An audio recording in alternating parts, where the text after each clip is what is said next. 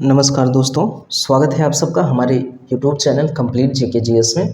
हम लोग महेश कुमार बर्णवाल के इतिहास को पुस्तक को कवर कर रहे हैं और इस क्रम में हम लोग ऐतिहासिक स्रोतों का अध्ययन कर रहे थे। अब हम लोग उसी के आगे बढ़ते हैं। इससे पिछले की चीज़ों को हम लोगों ने जो इस बुक में है सारी चीज़ें कवर कर लिया है।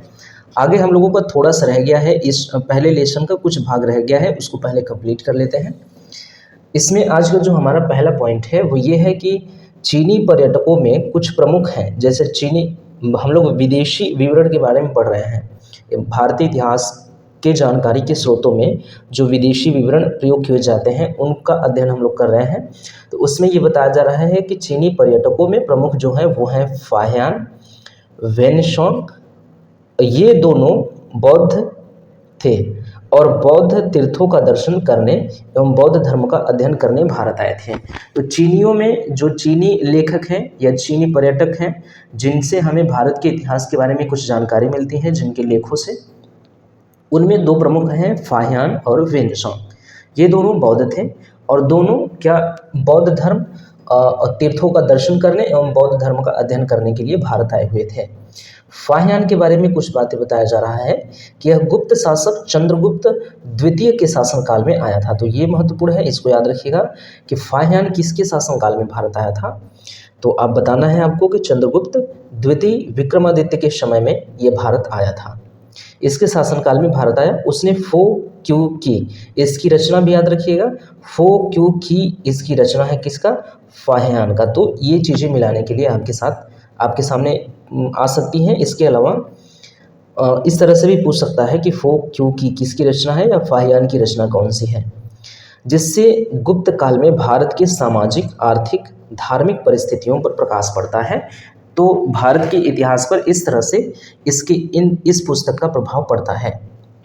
कॉस्मोस इंडिका प्लेस्टम, कॉस्मोस इंडिका प्लेस्टम के बारे में बताया जा रहा है। ये कौन था? यह एक यूरोपीय यूरोपीय यात्री था जो 535 ईस्वी में भारत आया था। तो कॉस्मस इंडिका प्लेस्टस ये एक यूरोपीय यात्री था जो 535 ईस्वी में भारत आया था।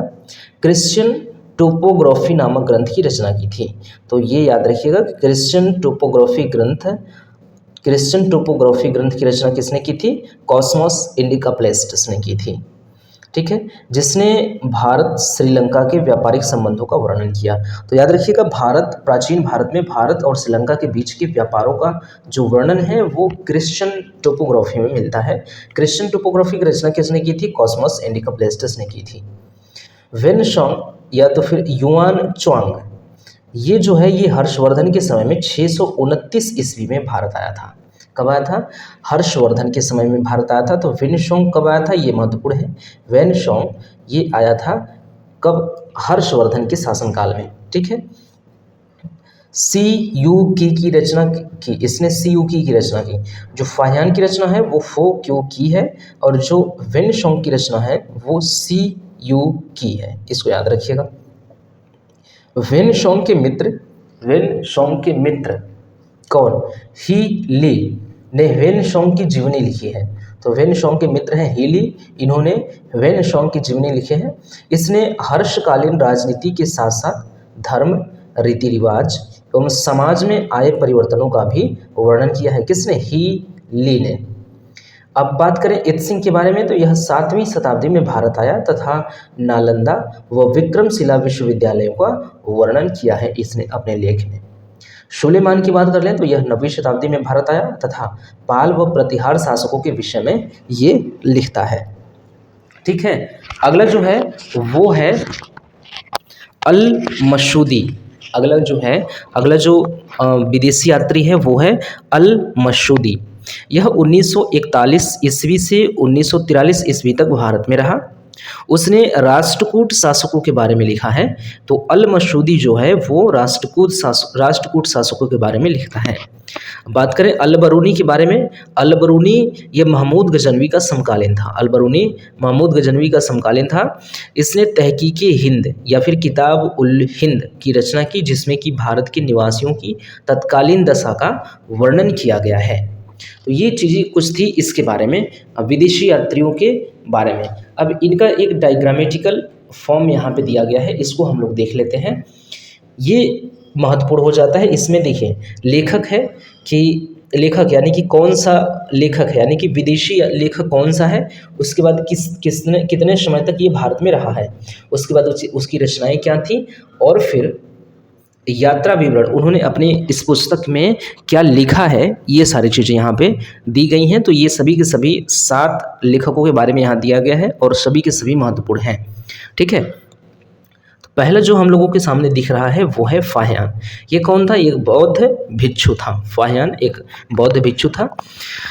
कितने समय से? 399 से 414 ईस्वी तक ये भारत में रहता है। 399 से 414 ईस्वी तक भारत में रहता है। ये भारत दशा का विवरण करता है। भारत उस समय की वर्तमान भारत की दशा कैसी थी उसका विवरण करता है ये अपनी पुस्तक में। यह प्रथम चीनी यात्री था जिसने चंद्रगुप्त द्वितीय विक्रमादित्य के समय भारत की यात्रा की थी। यह प्रथम चीनी यात्री था जिसने चंद्रगुप्त द्वितीय विक्रमादित्य के समय में भारत की यात्रा की थी। तो चंद्रगुप्त द्वितीय के समय में ये भारत आया था, इसको याद रखिएगा। किसको? फाह्यान को ये महत्वपूर्ण तरीके से याद रखिएगा कि फाह्यान चंद्रगुप्त द्वितीय के समय में भारत में आया था और 399 से 414 ईस्वी तक भारत में रहा। इसने 15 वर्षों तक बौद्ध ग्रंथों का अध्ययन किया। इस पर राजनीतिक स्थिति का कोई प्रभाव नहीं पड़ा क्योंकि अपने वृत्तांत में वह किसी भी भारतीय सम्राट के नाम का उल्लेख नहीं करता है।